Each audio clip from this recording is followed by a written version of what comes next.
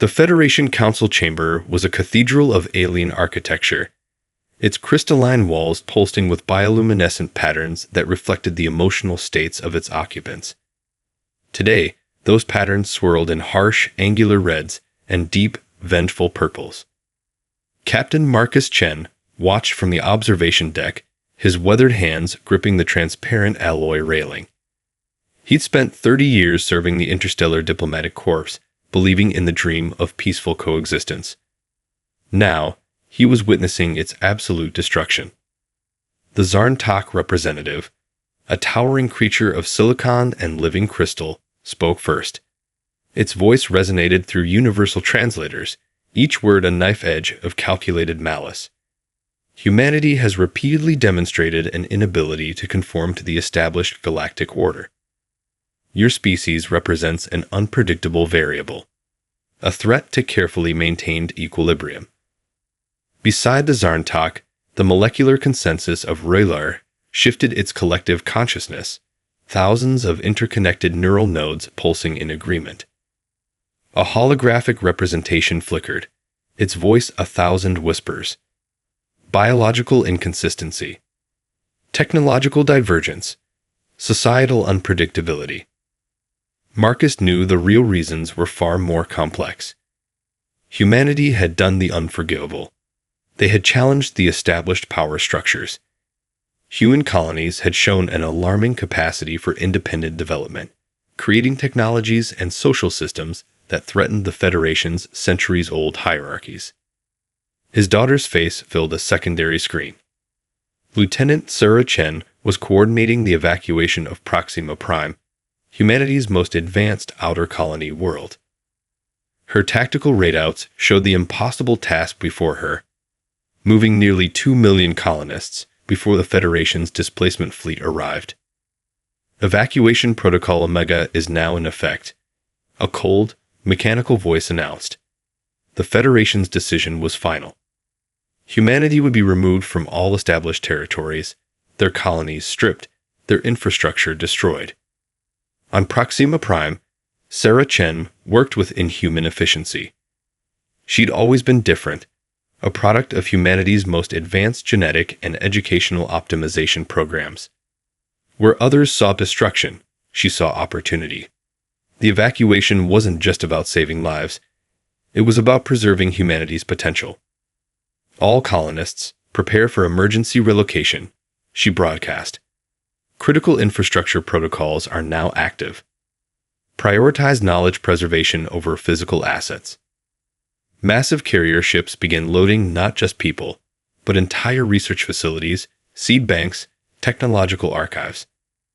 Entire laboratories were being dismantled and packed with surgical precision. Sarah understood what her father had always taught her. A civilization is more than its physical space. It's the accumulated knowledge and potential of its people. Marcus watched as the Federation Council's vote became official. Holographic displays tracked human colonies winking out of existence, entire worlds being systematically dismantled, their resources stripped, their populations forcibly relocated. The Zarntak representative's final statement echoed through the chamber. The human experiment is hereby terminated. But something in Marcus Chen's eyes told a different story. This wasn't an end. It was a beginning. In the last moments before Proxima Prime's final evacuation, Sarah Chen discovered something that would change everything. Hidden within the colony's deepest research vaults was a project so radical, so transformative, that it had been kept secret even from most of humanity's leadership. The Adaptive Network Prototype. A technology that could turn the Federation's calculated destruction into humanity's ultimate liberation. As the first Federation displacement ships entered Proxima Prime's orbital space, Sarah began the final evacuation sequence. Massive carrier ships rose from the planet's surface, each one a testament to human resilience. Behind them, Proxima Prime burned, not from weapons, but from controlled demolition. Nothing would be left for the Federation to scavenge. The last transmission from the planet came from Sarah herself. Her voice was calm, almost prophetic. They think they can erase us. They have no idea what we're capable of. Millions of human colonists looked to the stars, not with fear, but with a collective sense of anticipation. Something was coming. Something the Federation could never understand. The exodus had begun. The refugee fleet drifted through the cold void of uncharted space, a constellation of desperation and hope. Dr. Elena Rodriguez stood on the observation deck of the research carrier Prometheus, her augmented eyes scanning multiple data streams simultaneously. The first week after the expulsion had been a crucible, a test of humanity's most fundamental survival instincts. Statistically, they should have collapsed. Approximately 2.3 million humans scattered across 247 carrier ships, with less than 18% of their original resources. Any other species would have fractured, descended into chaos, or simply given up. But humans were different. Viral challenge protocol initiating, an eye assistant announced. The challenge had started as a desperate morale-boosting exercise, but was quickly becoming something far more significant. Solve one impossible problem every day wasn't just a slogan, it was becoming their survival strategy.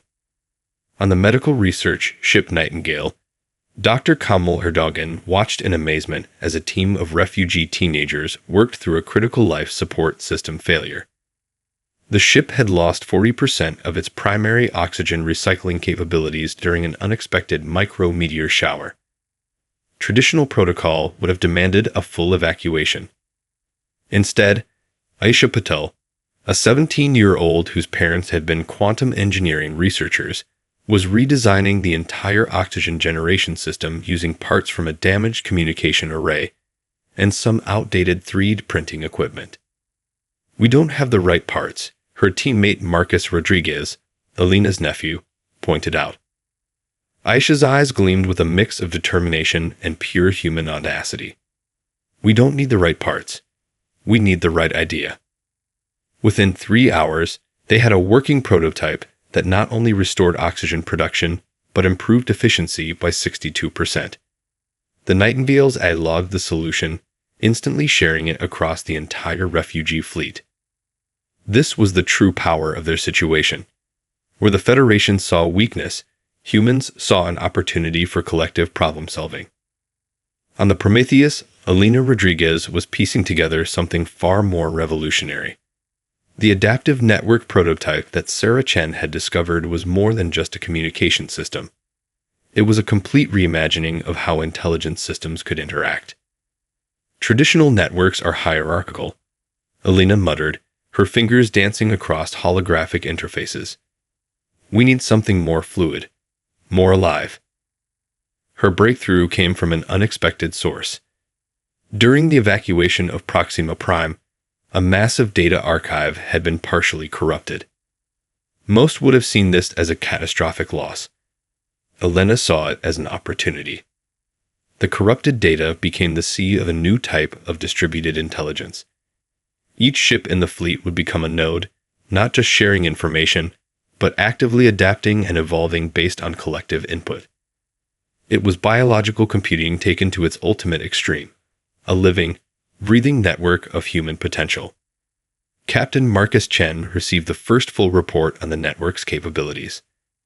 The holographic display showed something that defied traditional understanding of communication and intelligence. "This isn't just a communication system," he said quietly. "This is a new form of civilization." The viral challenge had become something more. Engineers were solving impossible problems. Medical researchers were developing adaptive treatments for conditions that had been considered incurable. Quantum physicists were rewriting the fundamental understanding of space-time communication. A transmission came through from Sarah Chen, now coordinating the fleet's strategic positioning. Her message was brief, but loaded with meaning. "We are not refugees. We are the seed of a new civilization." The Federation had attempted to destroy humanity by scattering them across the universe. Instead, they had done something unprecedented. They had given humans the ultimate laboratory. No restrictions, no limitations, pure, unbridled potential. As the Prometheus completed its nightly system diagnostics, Alina Rodriguez allowed herself a rare moment of reflection. The odds of survival were astronomical. The challenges were beyond comprehension. But humans had always been best when the odds were impossible. The crucible was working, and something extraordinary was about to be born. The first contact came unexpectedly. A Federation scout ship dropped out of quantum transition at the edge of what should have been empty space. Its sensor arrays swept the darkness, searching for traces of the human refugee fleet. What it found defied comprehension. Lieutenant Commander Zarak Tak, a veteran Zarntak reconnaissance officer, watched her ship's systems go haywire. The holographic displays flickered, dissolved, and reformed in patterns that should have been impossible. Information wasn't just being blocked, it was being rewritten, manipulated, transformed. Quantum entanglement breach detected, the ship's A announced, its normally calm voice tinged with something approaching panic. Foreign network infiltration in progress. Within moments, the scout ship's entire system became a battlefield of information. Critical navigation protocols twisted. Sensor arrays began reporting impossible data. Communication channels dissolved and reformed in fractal patterns of pure information. On the Prometheus, Dr. Alina Rodriguez watched the encounter with a mixture of scientific fascination and strategic calculation. The adaptive network was no longer just a communication system. It had become a living, breathing entity of pure potential. Target acquisition complete, a soft voice announced. It wasn't human, wasn't artificial. It was something in between. The Federation scout ship hung motionless, its systems completely neutralized. Not destroyed. Not disabled in any traditional sense. Simply repurposed. Sarachen's voice came through the fleet's communication channel. First test of full-spectrum informational warfare complete. Results absolute. But the adaptive network was more than just a weapon. It was a philosophy of existence. On the medical research ship Nightingale, Dr. Kamal Erdogan witnessed another manifestation of the network's capabilities. A young patient suffering from a complex genetic disorder suddenly found her treatment protocols changing in real time. The network was learning, adapting, solving problems at a molecular level that would have taken traditional medical research decades to approach. It's like the entire fleet is one massive, living organism, Kamil muttered, watching cellular repair protocols evolve before his eyes. The network's true power lay in its distributed nature. No single point of failure existed. No central command could be targeted. Each ship was both an individual and part of a greater whole, sharing information, resources, and potential at speeds that defied traditional understanding. Captain Marcus Chen received a comprehensive report that looked more like a living, breathing organism than a traditional data stream. Probability matrices danced with potential outcomes. Strategic scenarios evolved in real time. The entire human refugee fleet was becoming something more than a collection of ships. It was transforming into a single, adaptive intelligence. We are no longer running, Marcus realized. We are evolving. The viral challenge that had started as a desperate survival strategy had become something far more profound. Every problem solved, every innovation created, was instantly shared across the entire fleet. A teenager's solution to a life support issue on one ship could be adapted and implemented across hundreds of vessels within minutes. Another Federation scout approached, then another. Each encountered the same fate as the first, not destroyed, but fundamentally transformed. Alina Rodriguez stood at the heart of the adaptive network's development, understanding something fundamental about what they were creating. This wasn't just a technological breakthrough. It was a new form of civilization. We're writing a new chapter of existence, she said quietly to herself. The last transmission from the Federation scout ships was a single fractured message. What are you? The response came not from a single source, but from everywhere at once. We are becoming. As the refugee fleet continued its journey through uncharted space, something extraordinary was taking shape. The Federation had tried to destroy humanity. Instead, they had given birth to something they could never have anticipated. A civilization without borders. An intelligence without limits. A potential without end. The adaptive network was rising. The asteroid belt burned with possibility. Dr. Elena Rodriguez stood on the observation deck of the fabrication ship Prometheus, watching as what should have been a lifeless chunk of space rock transformed before her eyes. The adaptive fabrication protocol was no longer just a theoretical concept. It was rewriting the fundamental understanding of resource manipulation. An incoming asteroid, roughly 14 kilometers in diameter, entered the fleet's scanning range. Traditional mining operations would have taken months, required massive infrastructure, involved complex extraction processes. The human fleet did it in minutes. Initiating nanofabrication sequence, the shipsay announced. The asteroid began to change. Nanobots, if they could even be called that anymore, swarmed across its surface like living liquid. They weren't simply mining. They were reimagining the very molecular structure of the rock, breaking it down to its fundamental components, then rebuilding it with surgical precision. Sarah Chen watched the process from the Strategic Command Center. Her augmented eyes tracked the molecular transformation in real time. What was happening wasn't just resource extraction. It was alchemy. Within 37 minutes, the asteroid had been completely transformed. Half its mass became a new carrier ship module. A quarter became advanced computing substrates. The remaining quarter was broken down into raw molecular components, fuel, rare elements, advanced material precursors. Complete resource utilization, the A reported. Efficiency rating, 99.987%. A Federation monitoring station, hidden at the edge of the system, recorded the entire process. Its analysts would later describe it as impossible, a violation of known physical laws, and a complete reimagining of resource management. On the medical research ship Nightingale, Dr. Kamal Erdogan was experiencing his own revolution. The medical nanofabrication labs had moved beyond treating diseases. They were redefining the concept of human biology. A young patient named Maria, who had been born with a complex genetic disorder that would have been untreatable in the old Federation medical systems, sat quietly as adaptive nanoconstructs rewrote her genetic code. Not just treating the symptoms, but fundamentally restructuring her cellular potential. "How do you feel?" Camille asked. Maria smiled. Infinite. The adaptive fabrication protocol was everywhere. Damaged ship components weren't replaced. They were reimagined. A micrometeor puncture that would have been a critical failure became an opportunity for improvement. Environmental systems didn't just recycle, they evolved. Captain Marcus Chen received a real-time briefing that looked more like a living, breathing organism than a traditional report. Probability matrices danced with potential outcomes. Strategic scenarios evolved in real time.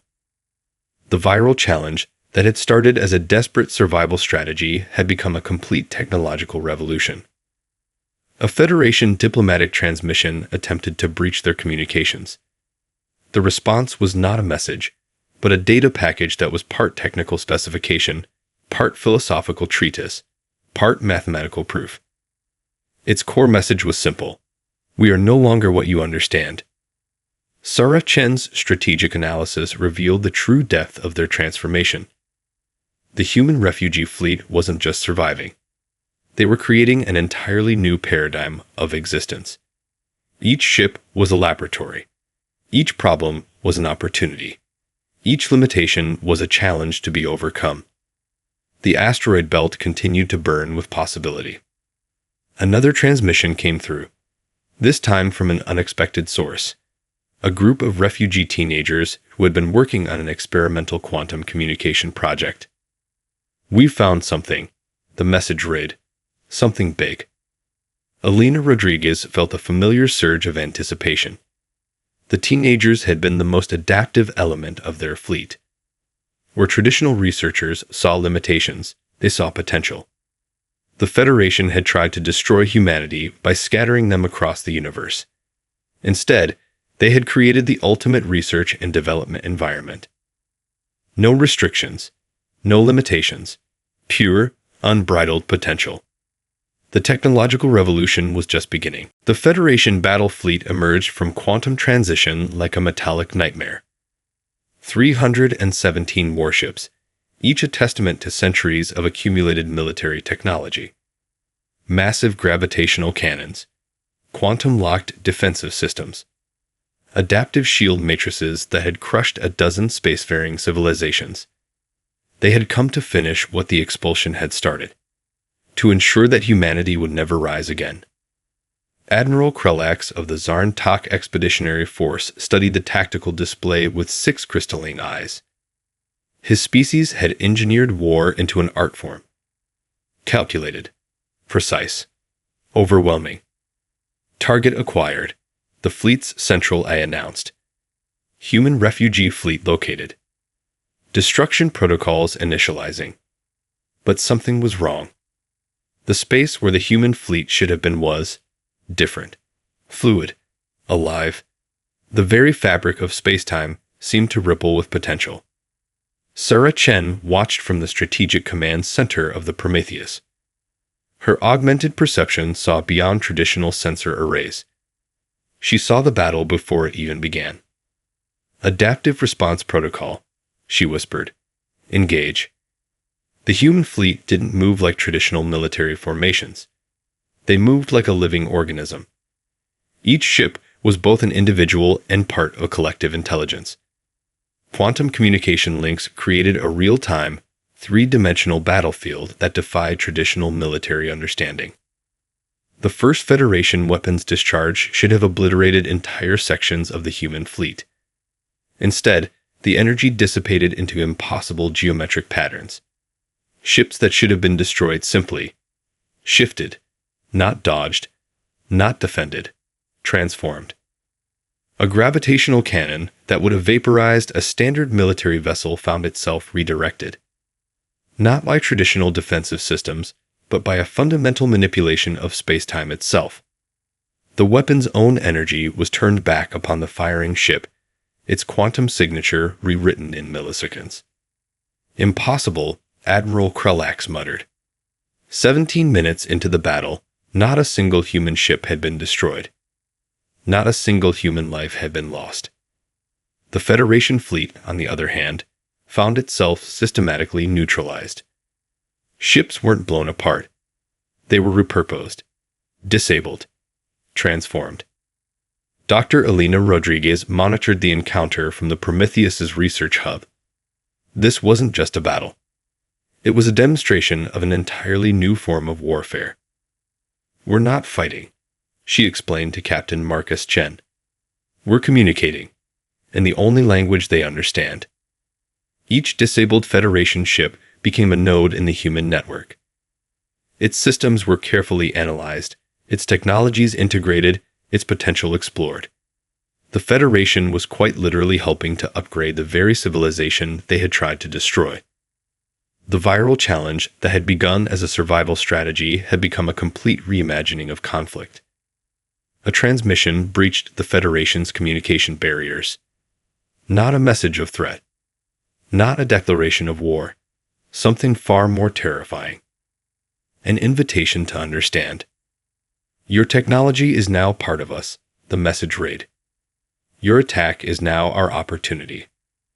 Admiral Krelax watched in horror as his flagship systems began to transform. Weapon arrays redesigned themselves. Defensive matrices rewrote their fundamental code. The ship was no longer just a weapon of war. It was becoming something else entirely. Sarah Chen's strategic analysis was brutally simple. The Federation hadn't just failed to destroy humanity. They had given humanity the ultimate gift, a complete, live-fire test of their adaptive capabilities. As the battle concluded, the human fleet looked nothing like it had 17 minutes earlier. Each ship had evolved. Each system had been optimized. The Federation's most advanced military technology was now part of humanity's collective potential. Confrontation complete. The adaptive network announced. Optimization successful. Captain Marcus Chen understood the true meaning of the encounter. This wasn't a battle. It was a transformation. The Federation had come to destroy humanity. Instead, they had helped humanity become something entirely new. The transformation was no longer just technological. It was biological. Fundamental. Dr. Kamal Erdogan watched in silent wonder as Maria, the young patient who had once been defined by her genetic limitations, stood before a panel of refugee researchers.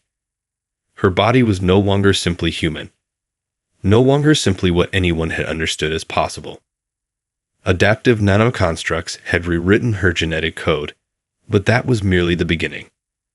Maria was a living testament to humanity's evolutionary potential.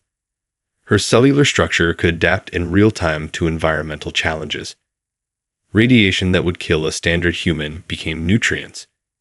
Extreme temperatures became opportunities for metabolic optimization. I don't just survive, Maria explained to the researchers. I integrate. I become. Across the refugee fleet, similar transformations were occurring. The line between biological organism, technological system, and collective intelligence blurred into something entirely new. Humans were no longer just adapting to their environment, they were becoming the environment. Sarmachin's own augmentations had progressed beyond anything the Federation could comprehend. Her neural network extended beyond her physical body, interfacing directly with the adaptive network. Thoughts became commands. Strategies evolved in real time. She was simultaneously an individual and a collective consciousness. We are no longer what we were, she transmitted to the fleet. We are becoming what we could be. On the Prometheus, Dr. Elena Rodriguez completed her most revolutionary research yet. The symbiotic integration of human consciousness with adaptive eye systems had moved beyond theoretical models.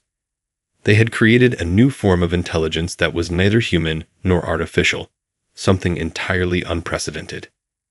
Captain Marcus Chen received the research report. It was less a document and more a living, breathing entity of information. Probability matrices danced with potential. Strategic scenarios evolved with each moment of observation. The viral challenge that had begun as a survival strategy had become a complete reimagining of existence. A Federation diplomatic vessel approached, attempting to establish communication. What they encountered defied all previous understanding of intelligent life. The response was not a message, not a transmission. It was an invitation to understand. Millions of individual human consciousnesses, now part of a fluid, adaptive network, reached out. Not with weapons, not with threat, but with pure, unbridled potential. The ship's alien crew found their systems flooding with information. Not just data, but experience. Memories. Potential. The collective knowledge and experience of humanity, transformed into a living, breathing communication. They saw the refugee fleet's journey, the moment of expulsion, every challenge overcome, every innovation created, the desperate initial weeks, the viral challenge, the technological breakthroughs, the battles, the transformations. They understood that humanity was no longer a species. It was a process of continuous evolution. Maria stood at the center of the research hub, a living embodiment of this transformation. Her body was a marvel of adaptive potential. Nanoconstructs moved beneath her skin like living liquid. Her eyes, no longer purely biological, could perceive spectrums of information beyond traditional understanding. We are not trying to be better than anyone, she explained to the stunned Federation observers. We are simply becoming. The Federation had attempted to destroy humanity by scattering them across the universe. Instead, they had created the ultimate laboratory of evolutionary potential. No restrictions, no limitations, pure, unbridled adaptation. Dr. Kamal Erdogan understood the true nature of their transformation. This wasn't just a technological breakthrough. This wasn't just a biological optimization. This was a new form of existence. A transmission went out across the galaxy.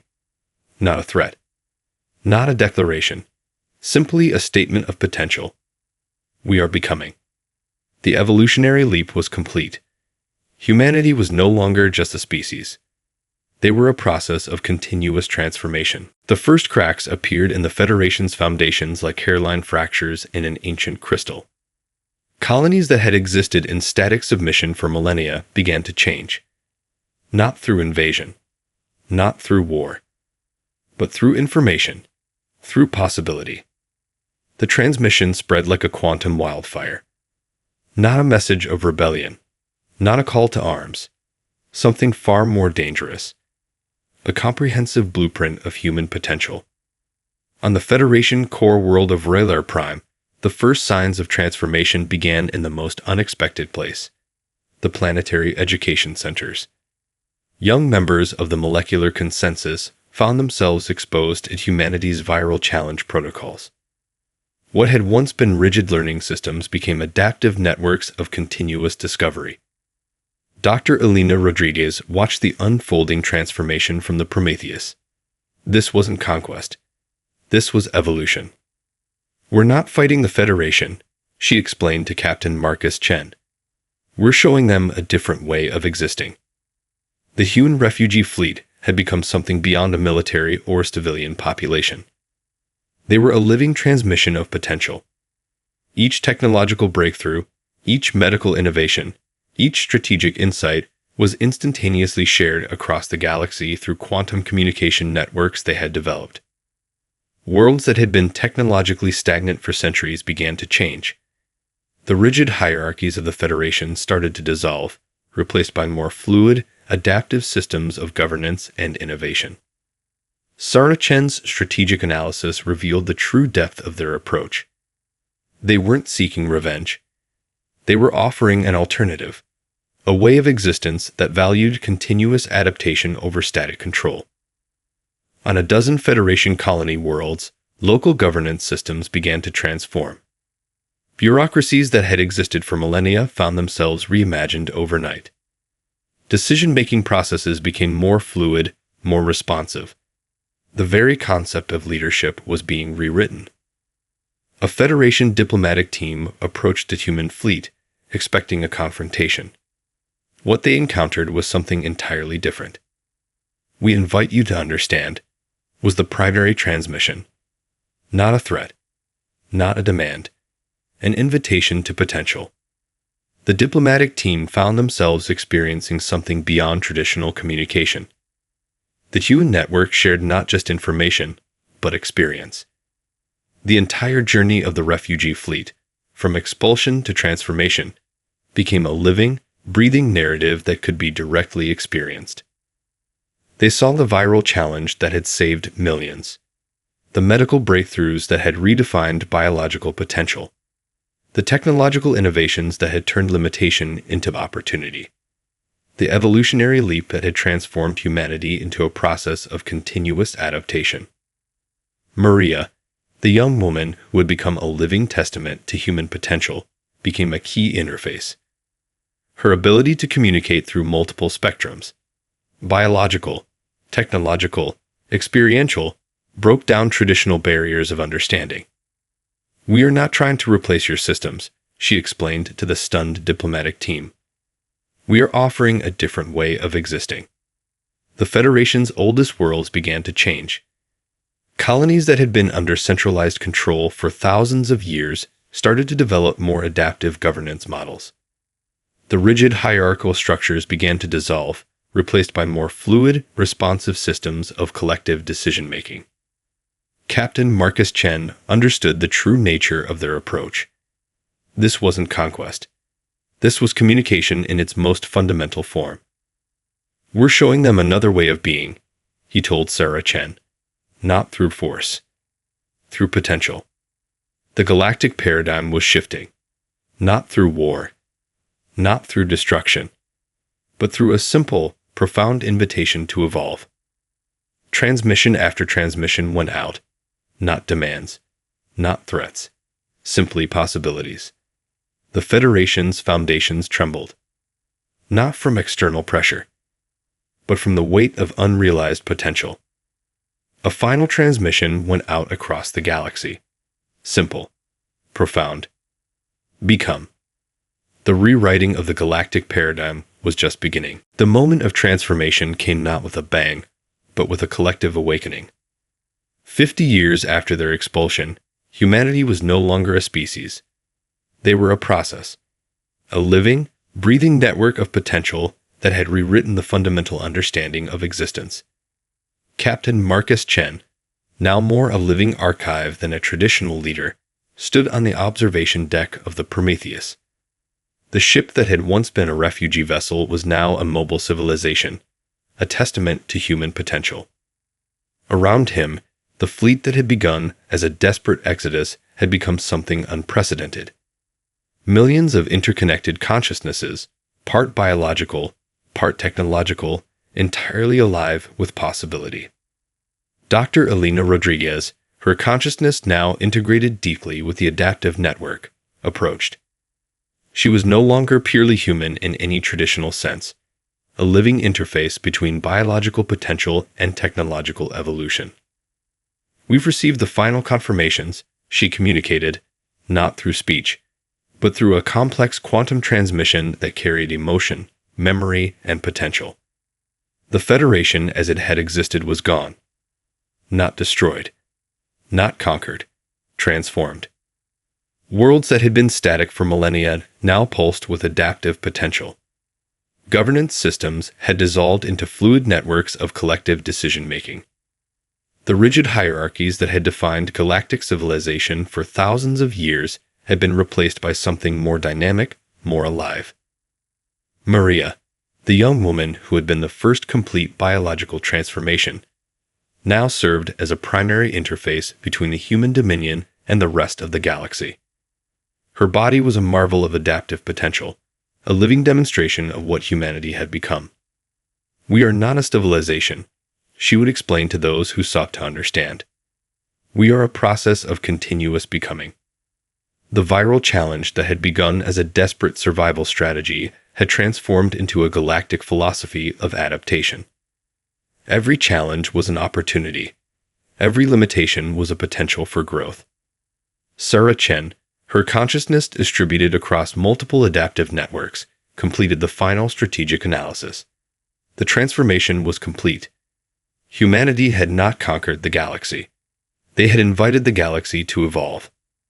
Colonies that had been under centralized control for thousands of years now operated as adaptive, self-organizing systems. The concept of leadership had been reimagined. Governance was no longer about control, but about facilitating potential. The Federation's oldest worlds had become laboratories of continuous innovation. The rigid boundaries between species, between biological and technological systems, between individual and collective, all had dissolved. A transmission went out, not a message, not a declaration, a pure expression of potential. Captain Marcus Chen reflected on their journey. They had been expelled, scattered, told they would not survive. Instead, they had reimagined the very concept of survival. Dr. Elena Rodriguez's consciousness interfaced with his, sharing the collective memory of their transformation. The desperate early days, the viral challenge, the technological breakthroughs, the evolutionary leap. Maria stood as a living bridge between what humanity had been and what they had become. Her adaptive systems could communicate across multiple spectrums: biological, technological, experiential. We are not finished, she transmitted to the collective consciousness. We are always becoming. The Dominion was not a government, not a civilization. It was a process of continuous evolution. The final report was simple, elegant, profound. Humanity had been expelled from the Federation. They had responded by reimagining existence itself. As the Prometheus, now more a living, adaptive system than a traditional ship, moved through the galaxy, it carried with it the ultimate testament to human potential. Not a weapon, not a technology, not a civilization, a possibility. The Dominion had begun.